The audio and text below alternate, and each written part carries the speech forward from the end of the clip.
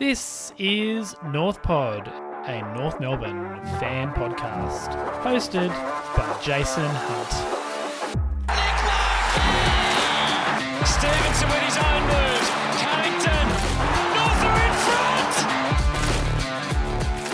front. Hello and welcome back to North Pod. It is finally upon us. We are at bye week. We've had our last loss for 2 weeks or so, and I'm looking forward to next weekend, to be honest, to not losing. I know it's a negative outlook on things, but it's been a rough 11 weeks, losing every week and really not getting close to a win. And so, yeah, I do at least look forward to the fact that we're not going to lose next weekend. A bit to go through, not a heap in terms of extra stuff for this week, so hopefully I can get us in and out and not talking about that awful loss for too long. In terms of team selection, we always like to start with that, and pretty consistent really. Only Jackson Archer back in and Miller Bergman out, who obviously injured his hamstring last week, so he was always going to be out. And Jackson Archer returned after the 1 week ankle injury that he sustained. Charlie Lazaro was sub again, which was...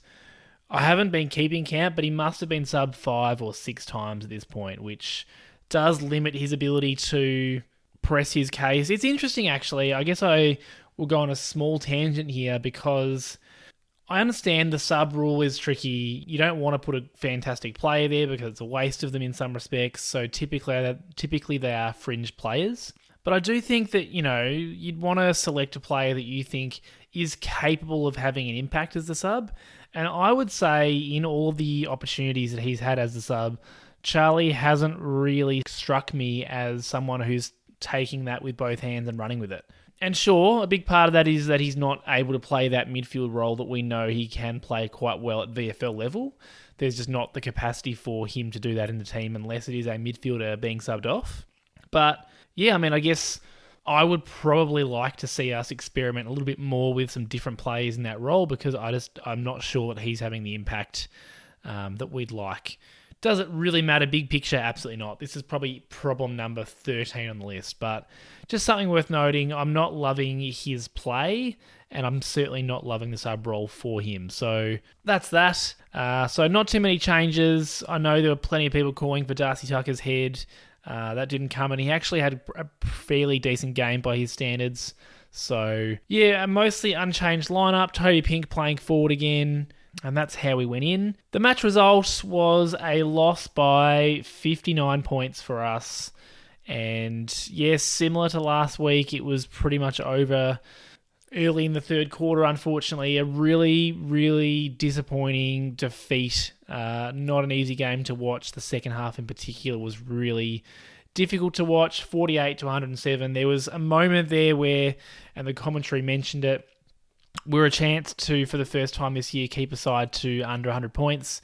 And maybe 30 seconds after the commentators mentioned that, Port Adelaide kicked a goal and put that possibility to bed. But yeah, when you're playing for milestones like that or achievements like that, you know things are not going well. Our percentage is 55% or something like that. It's so low, and this game did not help that. They were more than double our score. Another disappointing loss.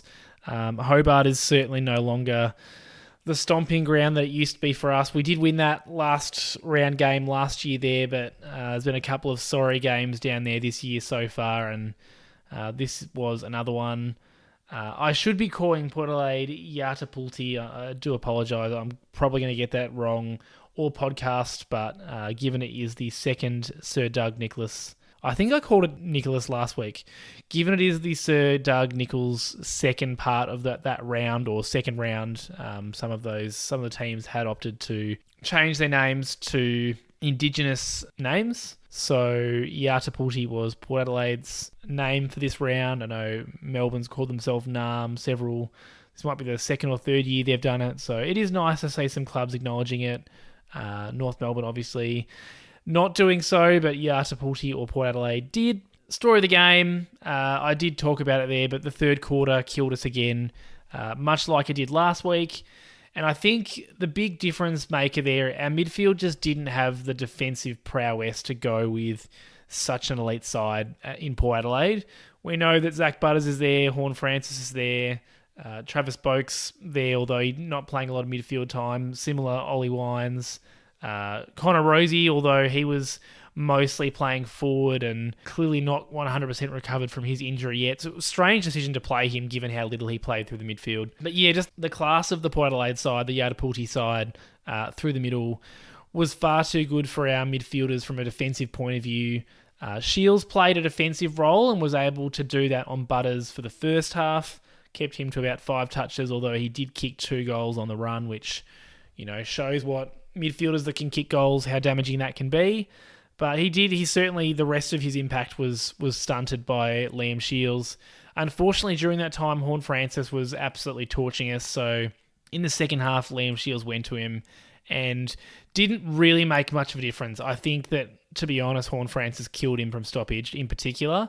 And I was watching it quite closely. Shields would, be standing next to him, and then Horne-Francis would just take off, get a little screen from one of his teammates, and the amount of space that he was able to find and the acceleration that he had was, it was stark in compared to what Liam Shields was able to do. So, unfortunately, defensively, as I said, our midfielders weren't able to put the clamps on the Port Adelaide, Yartapuulti midfielders. It was typical for us, we only lost the clearances 32-34, so pretty even. But like I've said most weeks, the quality of them was quite disparate. Our capacity to defend after quarter one was really limited. We were okay in the first quarter, and then after that, as soon as Port Adelaide got the ball in a stoppage scenario, they were able to do dangerous things with it. I didn't think that the effort from our mids was bad. They're just undersized, still so young and immature body-wise, and I think it's been a real good reality check for those people, myself included, who are looking at our midfield for this year and thinking, gee, that's going to be our strength. And sure, maybe that part of that was before Taron Thomas was kicked off the list, because obviously he does add some real strength to that midfield. And I think it would be quite a different look if he was in there. But even without that, even leaving that to the side, I think we probably were a bit optimistic about the kind of growth we'd see from Wardlaw.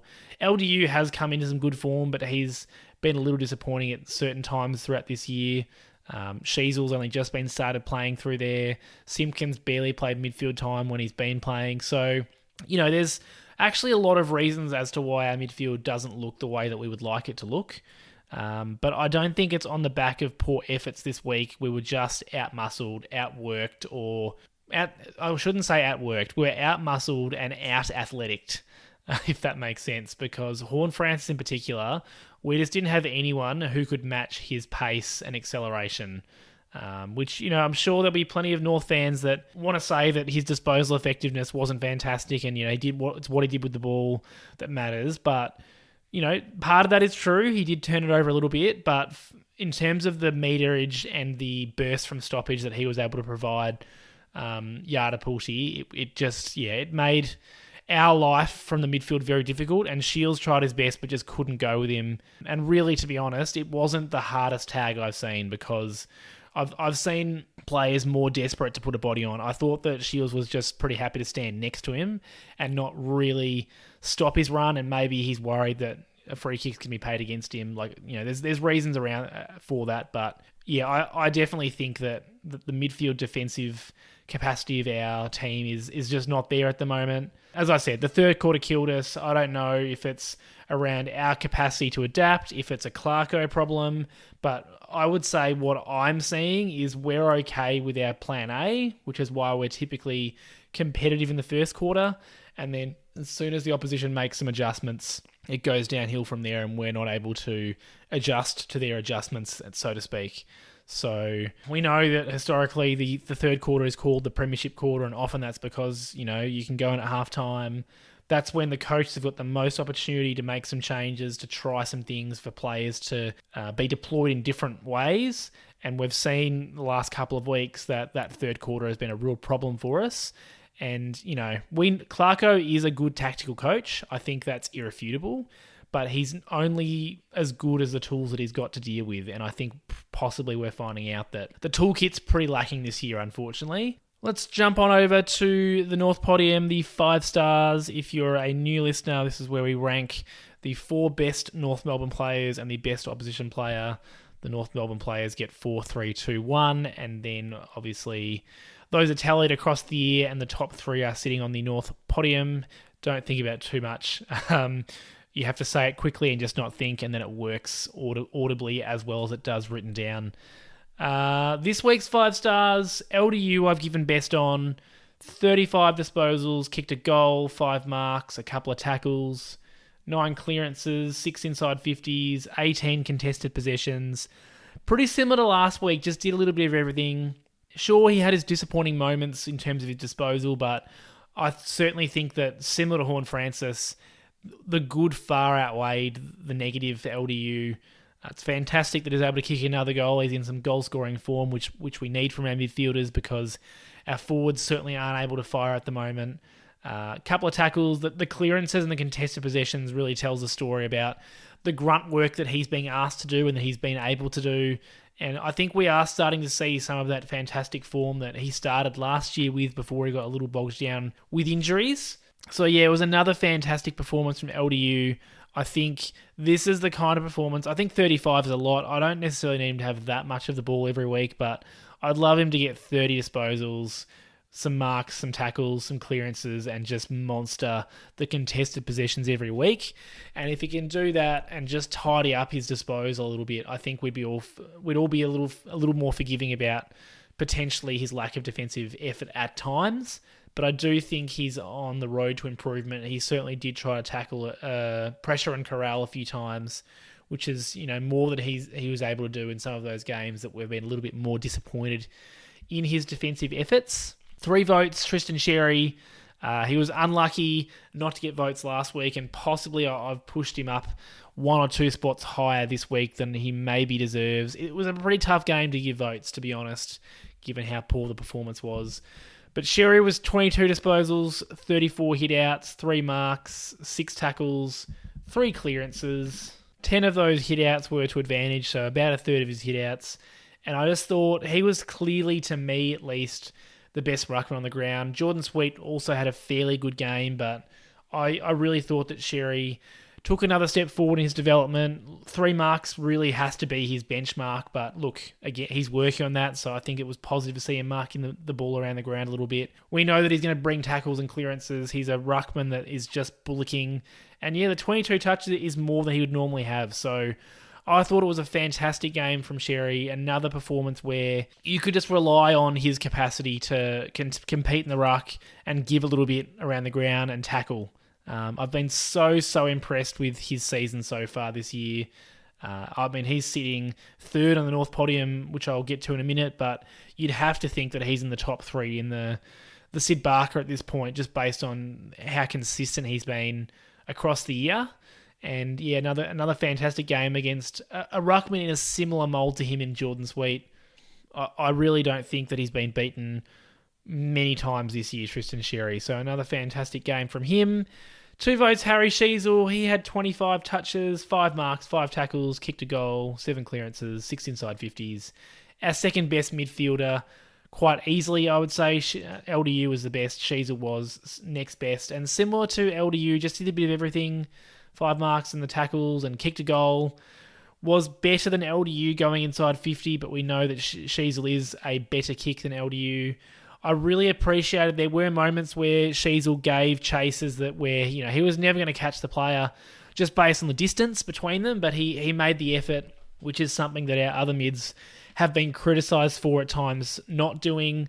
So yeah, Sheezel was fantastic, classy, great to see him go forward and kick a goal. We know that he was recruited to do that for us, but since then has found himself off half-back and in the midfield. So, yeah, great that he was able to go forward and kick a really classy, straightforward as a set shot, but, he looked like someone who's kicked plenty of goals. So, hopefully we can see a little bit more of that. And, the second good game in a row from him in the midfield. He's transitioning into that role really well, and I think he's looking fantastic all over the ground, which is what we thought we would be getting from him. The last vote was tricky. I've given it to Cam Zurhaar, and I think I do need to just justify this.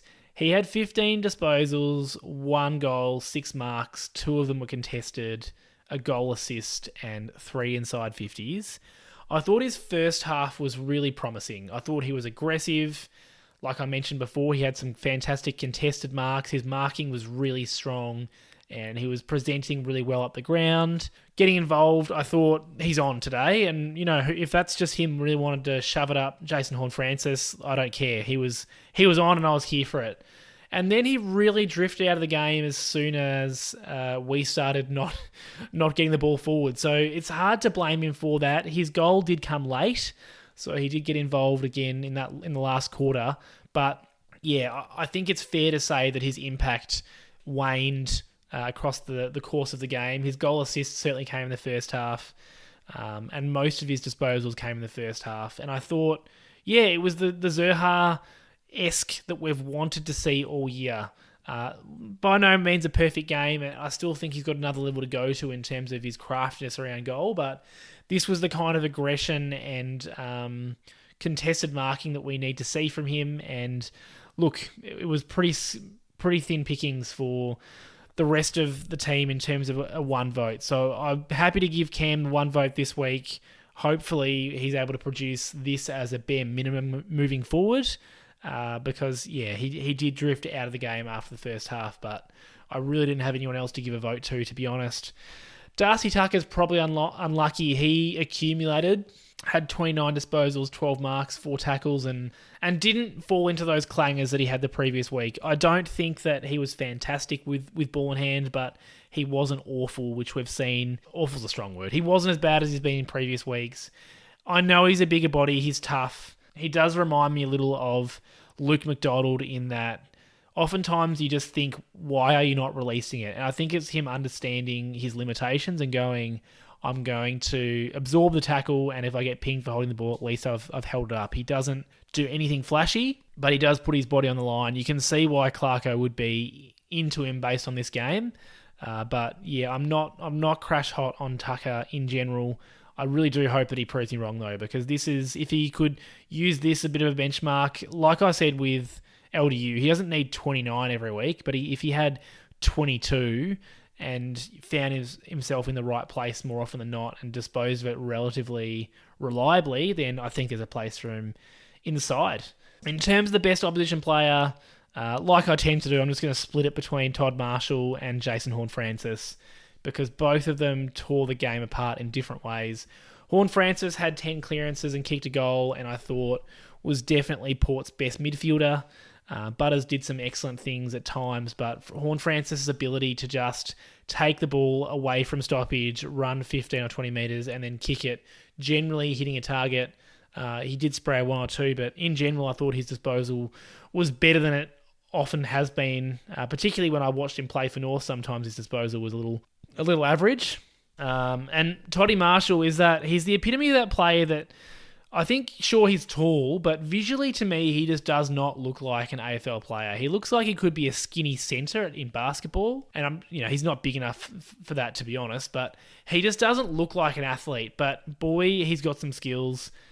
Kicked 5 goals, was super accurate, and spent a lot of time on Will Dawson, who in game number 2, unfortunately, was being beaten on the lead a lot like he was last week against 2 Metre Peter. But some more fantastic experience for Will Dawson, who I actually thought had a pretty good game offensively and got in for some spoils. He wasn't put to shame, but Marshall did take advantage of his capacity as a much more mature body, and good on him. I'd be doing the same thing. So in terms of where the standings sit right now, Harry Sheezel sits on top of the North Podium with 21 votes at more or less the halfway point of the season. We've played 11 and we've got 12 to go. LDU 18, Tristan Xerri 17. So there's your top 3, and they are a fair way ahead of the next best, who's Tom Powell on 10, Charlie Comben 7, and Curtis and McKercher on 6. So pretty hard to see someone that's not on that list winning the North Podium award or finishing on top of the North Podium, just based on the fact that we've only got 12 matches left, and it's hard to see that Sheezel, LDU and Xerri aren't going to continue to rack up the votes unless there was some significant injuries. So that's how it stands at the halfway point, and it's hard to argue that they haven't been our best three players. Tommy Powell's been our next best mid, and Common's really come on in the back line. I do think it's a pretty even reflection of how our season's gone. Maybe not in terms of scale. Like, I don't know if Sheezel's been 3 times as good as Charlie Comben, but I do think, those players probably have been our best 6 or 7 players for the year. At this point of the podcast, I'd just like to quickly ask for all of my listeners to please share me with any North Melbourne fans that you know. I really appreciate the support from the podcast.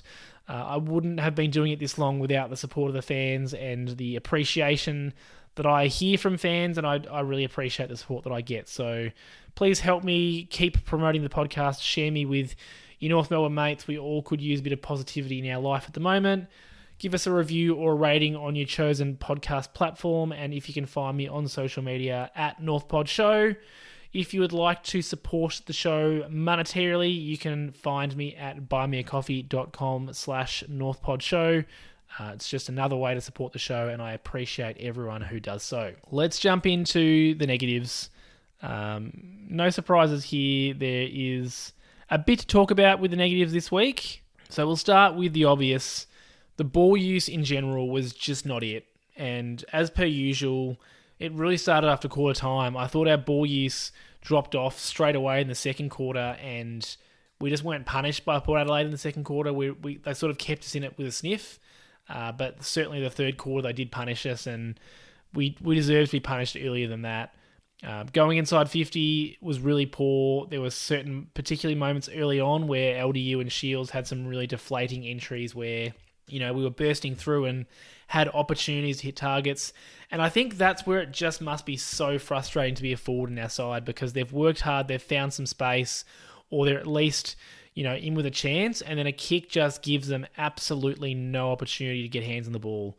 And that would be deflating, and you'd think twice before you make that kind of lead again. So that was not good enough, unfortunately, from those senior players. Paul Curtis really tried his heart out, but he had a shocker in terms of his ball use, I thought. So it's not a knock on him. He's trying, but sometimes it's trying a little too much. I thought Wardlaw found a bit of the ball, but was often really wasteful and put teammates under pressure. There was a moment in the third quarter where Charlie Lazaro had just come on and was giving a really short lead on the wing. One of those ones where I really think that he's just leading to try and draw the opposition with him to create some space behind him for Wardlaw to kick it a little further. But Wardlaw tried to kick it to him. It was an absolute hospital kick. It was turned over and went straight over our head for a goal at that point, because not only did he miss the target, but Lazaro fumbled it. It was just a double bad. Like, none of that should have been happening. I do worry a little bit about Wardlaw's ball use at the moment. He's certainly not a clean user by foot. He's classy around the footy. He's got great hands, but sometimes what he chooses to bite off by foot can be a little questionable, I guess, and quite risky.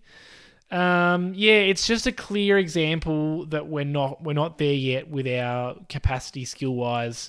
Our efficiency inside 50 was 39%, which is even lower than our season average of 41%, which is crazy low as it is. So that's the number that you go, either we're not giving our forwards a chance or our forwards aren't doing enough with those chances. It's really hard to decide exactly where to lay the blame there, but there was certainly opportunities and times where the inside 50s gave the forwards absolutely no chance. The fact that we had 20 less inside 50s obviously doesn't help either. So we're so inefficient going inside 50, and we had 20 less. You're not going to win games of football. It's just not possible with those kind of figures, unless the opposition's having an absolute mare and kicking 20 points and 3 goals. It's just not going to happen. So there's no quick fix for this. Your skills don't overnight become better. Your decision making doesn't overnight become better. And there are so many players in the side that are guilty of this. So it's not going to be fast. It's going to take more skill work. It's going to take more player turnover. It's not something that's going to get fixed this year, that's for sure. But I do hope that we see more players biting off what they're capable of, because I think that's my concern, if you will, that often we're going for kicks that we don't need to, or that are beyond our skill set. Charlie Comben's a good example of that. I love Chom, but I feel like once or twice a game he goes for a kick that's just not in his skill set and turns it over or kicks out of bounds like he did this week. Second negative, and I just thought this is one of those games where we had too many passengers or negatives in terms of general output. I'm just going to whip through them because, it's half the team, to be honest. Dersma was subbed after kicking a goal from a free kick, but besides from that, he really just didn't get near it. Lazaro came on and wasn't clean or strong, but I think he had 6 or 7 touches. So he found a little bit of the ball, but certainly wasn't a change maker and was involved in that turnover that I mentioned earlier. Liam Shields played a solid negating role in the first half, but was certainly net negative overall, I thought. In the second half, he just got smashed, and he didn't do enough offensively to, counterbalance that. He had 11 disposals, and I think if you're not going to put the hardest of hard tags on, you've got to be finding a little bit more of the ball than that. And like I said earlier, he also wasn't clean with his disposal, which I think is a sign that he's probably past it, unfortunately. I thought we got a lot of good stuff out of him last year, but this year I haven't been that impressed with his output, unfortunately. I wonder if he's just gone on for one too many years. But I'm sure there's also some fantastic value that he's giving off field that we don't necessarily see on the field. So, look, that's the intangible that it's really hard to judge from the outside, but based on what I saw from his play and his output, I wasn't impressed. Bailey Scott had a really quiet game, only 8 disposals, so I suppose the positive is he was turning it over less because he had less of the ball, but a really quiet game from him, and certainly not enough from a halfback or a winger, whichever role he's playing. Eddie Ford kicked a goal, but does not do anywhere near enough on defence. Had 8 disposals, so you'd like to see that disposal count be higher. And I think, the commentary was going really hard on his defensive efforts, and I think there was definitely some truth in that. And it does make you wonder if that's why he struggled to be in the best 22 this year, because he's not doing enough defensively. All I would counteract myself with that is that I think there's plenty of other players that fall under that same umbrella. Jaden Stevenson, Paul Curtis are not players that I would say are typically super, super defensively minded, but are getting a game in that forward line. So maybe it's just a case of you can't have too many of those players, and he's the unlucky third stringer. But yeah, he didn't do enough for me. Tommy Powell kicked a goal, but I don't think 14 disposals for a midfielder is enough. Jaden Stevenson didn't have the impact he was able to more recently. Nick Larkey he started with a couple of really strong marks, but just wasn't able to get any separation from Radaglia all day. And so I think part of that is his work rate, and part of that is the way the ball's coming in. It's not all his fault, but this was his first goalless game in a long, long time. Had an opportunity early and an opportunity late to kick a goal and wasn't able to. And normally, if you say he has 2 pretty good opportunities, he takes one, if not both of those opportunities, Nick Larkey. So, yeah, it's harsh on him, and he's our leading goal kicker for the year, but you would like to see a little bit more from him. The last month or so, he hasn't been himself. Now, I don't think it's a physical thing. I think it's a mental thing with him, and I think, he's been fumbly. Like I said, he was quite strong with his marks early in this game, but he's also not been as good in front of goal as he has been historically in the last month or so. So I'm not sure what's happening with Larkey. Hopefully the week off will sort him out. But right there is a list of, I don't know how many that was, 8 or 9 players that just didn't do enough on the day. So when you have that many players put in a poor shift, and I didn't even talk about those players that were sort of middling to average, again, you're unlikely to win games of football. And the third main negative, I'm not sure where to go with our ball movement for the rest of the year, but if we are playing against a side that sets up 1v1 defensively and we are deep in defence, we are cooked. Our transitioning of the footy just doesn't happen because we're not able to hit those targets with the riskier kicks. We tried off and on to bite them off, and I think, I really enjoyed the fact, or I respect the fact that our players kept trying, and even though we were burnt a couple of times, I think that shows that there's belief, or at least they know that Clarko's got their back if they're going to take them on. So there's a positive to take out of it. But if we were biting them off, we invariably turned it over. Most times we went inboard. I can't think of a time where we transitioned it by biting off a risky kick, it paying off, and then us continuing with that movement down the middle of the ground. When that doesn't work or we don't give it a go, we just ship it around for 30 seconds and end up going long down the wing and turn it over anyway because we can't take a contested mark. Now, we did take some contested marks in this game, which I will talk about in the positive soon, but I just think as it stands right now, our game plan just doesn't stack up with our current skill set. We're not skillful enough to kick through a set defence. We're not tall or strong enough to take contested marks from those otherwise conservative, percentage plays down the wing. And we don't have the decision-making or the pressure components to play that chaos style of football.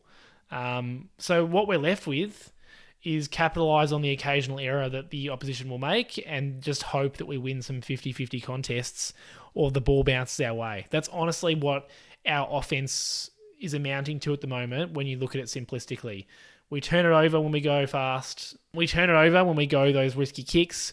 We turn it over when we try and kick to a contested situation. And we are unable to play that chaos style because we do not have the pressure or the capacity to keep that pressure up. So I don't know where we go with our ball movement for the rest of the year because none of those things are easily or quickly fixed. Sure, we could probably try to adapt our chaos style, that North ball style of football that we saw us play against Collingwood.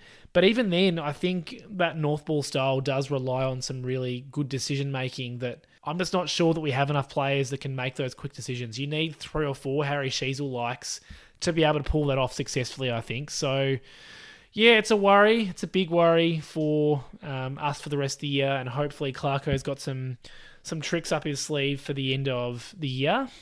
Just before I move on to the positives, this is just a bit of a stray thought, really. It was a weird one. I really thought that in this game, the umpires were calling stand way more often or sooner than they usually do. Generally speaking, they give you the chance to either step up to the mark and then call stand or to get out of the space and get 5 metres away.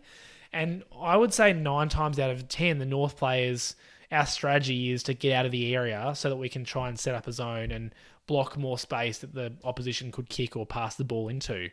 And I reckon there was 8 or 9 times where our player was trying to move out and were just asked to stand by the umpire anyway. Now, it's not this is not a conspiracy theory or anything like that. I thought it was strange. I don't know if there's been a bit of a slight change in the directive for the umpires, but it seemed to be a consistent theme all day where we were called to stand when we were trying to get out of the zone, and so then our players would slow to a stop and then stand about 5 metres from where the mark would have been anyway. Yeah, it was bizarre. I'm going to keep an eye on that for the next couple of weeks to see what happens because we try to get out of zone so often that there's going to be opportunities to see if that continues. Just, one to keep an eye on because I hadn't noticed it until this week, but as I said, it did seem to happen a lot. In terms of the positives, I thought early on, like I mentioned a couple of minutes ago, that contested marking was actually really on. And Zurhaar was a big part of that. Curtis was a big part of that. Comben continued to be a really reliable intercept mark in defence. So for the first week in possibly this year, we won the contested mark count. We just need to see that evolve across the game. I thought we were really strong at the start, and then it did sort of tend to fade a little bit. A 4-quarter display of marking like that is going to be required for us to go anywhere near it, and we probably do need another tall player capable of marking it because we know that Xerri, unfortunately, is not going to be a contested marking beast. He's just not. I think we can hope to see a little bit more of his marking in general around the ground. But every time you take one of those contested marks on the wing or at the halfback flank, it just gives you a chance to shift that opposition defence backwards and for you to create while they're transitioning. And unfortunately, regularly we don't take enough of those. So it was good to see in this game that we're capable.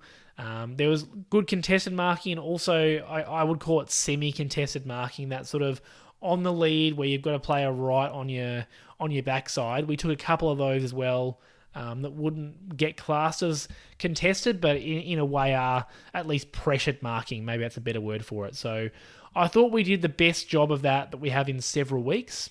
Second positive, I think statistically we were in the game. It was just that the small matter of the fact that the ball spent most of the time in our defensive half.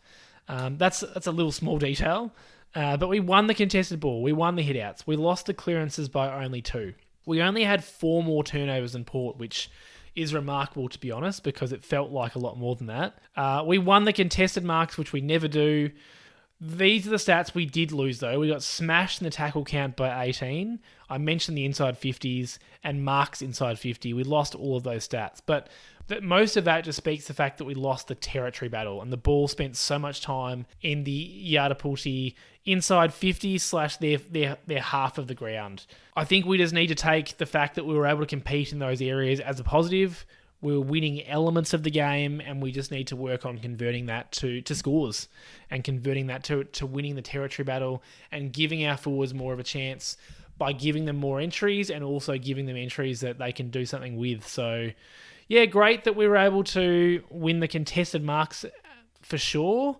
The tackle count is the worry there, that we obviously did spend a little bit less time with the ball and lost the tackle count by 18. That's not what you would like to see, but given we've been losing most statistics most weeks, the fact that we're able to be level or winning some of those major statistics has to go down as a win. And the final positive, it's cheating, because they were the only two positives I could find from the game.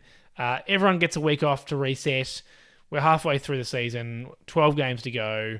And I think I need a spell from reacting to games. The players definitely need a spell. In terms of the first half of the year, we'll probably talk more about this next week in more depth, but we've got development into Sheezel as a midfielder. Wardlaw's played some consistent football. Chom hasn't got injured and has looked really settled in the half-back line. Xerri has really come on. McDonald and Core have found some consistency after starting in a shocking fashion. Tommy Powell had a really good start. Paul Curtis had a really good start. Dersman played plenty of footy. McKercher really looks like a player. So regardless of the results not looking better yet, I do think there is some development happening.